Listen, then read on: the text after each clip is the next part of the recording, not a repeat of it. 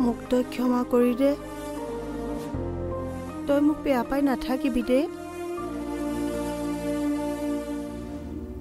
চা মোৰ ভুল হৈছিল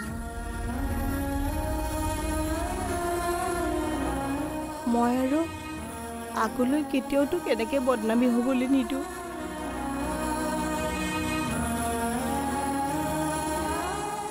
মই আজিৰ পৰা ঘৰেৰে কলৈকো নাযাওঁ আপোনাৰ ঘৰৰ মানুহক মাতিম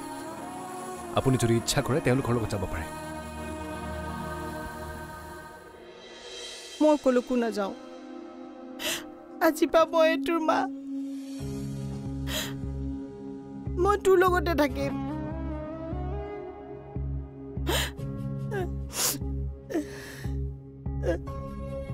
মোৰ কি হৈছিল মই নাজানো মই কথাবোৰ পাহৰি গৈছিলোঁ আৰু কথাবোৰ পাহৰাৰ কাৰণেতো মই তোক তেনেকৈ কৈছিলোঁ ন হ'ব দে আজিৰ পৰা মই কথাবোৰ নাপাহৰিবলৈ চেষ্টা কৰিম হ'বনে হ'ব চাওঁ তই মাত্ৰ খং নকৰিবি হ'ব আৰু নকৰোঁ হ'ব আৰু কান্দিব নালাগে এতিয়াৰ পৰা ওলাই নগ'লে হ'ল ঠিক আছে নাযাওঁ দে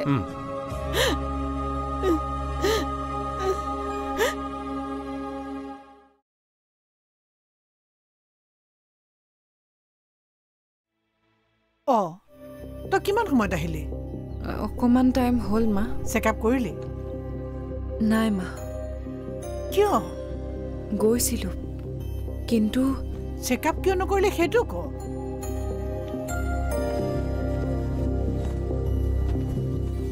আজি মই মোৰ দাদাক লগ পালোঁ আজি বহুত দিনৰ পিছত তাক দেখিলোঁ কিন্তু দাদা এইটো আকৌ দাদা ক'ৰ পৰা ওলাল তই দেখোন কৈছিলি ঘৰখনৰ তই এজনীয়ে ছোৱালী কেনেকুৱা ধৰণৰ দাদা ওলাল এইটো মোৰ বৰদেউতাৰ ল'ৰা আমাৰ ঘৰৰ ওচৰতে থাকে সৰুৰে পৰা মোৰ লগত ডাঙৰ হৈছে ভালেই হৈছে দে ককাইৰক লগ পালি যেতিয়া এতিয়া আৰু ইনজেকশ্যনো ল'ব নালাগে চেকআপো কৰিব নালাগে এনেই বেমাৰ ভাল হৈ যাব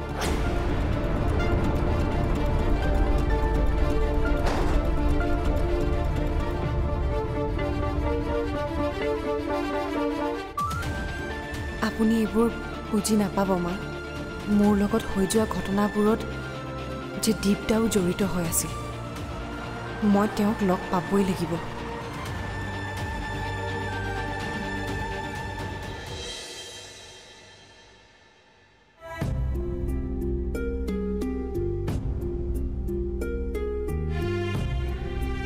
খুৰী অ' খুৰী